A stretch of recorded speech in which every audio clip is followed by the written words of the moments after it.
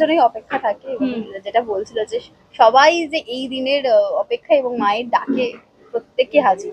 তো একটু বলো যে কিরকম লাগে। তো এটা আমার বাড়িরই পুজো বলা যেতে পারে, কারণ এই বাড়ির সঙ্গে অ্যাসোসিয়েশন সম্পর্ক প্রায় 20 বছরের বেশি। তখন আমি একদম ছোট। সবাই জানে কখনো মেয়ে কখনো বৃষ্টি বলে একটা ধারাবাহিকে অভিনয় করতাম, সেটা ব্লুজ প্রোডাকশনের ফার্স্ট প্রোডাকশন। তো তখন থেকেই আমার সম্পর্ক এই বাড়ির সঙ্গে, তখনও রূপসনা তো হয়নি আর কি, মানে এতটাই পুরনো কথা, অনেক বছরের কথা বলছি।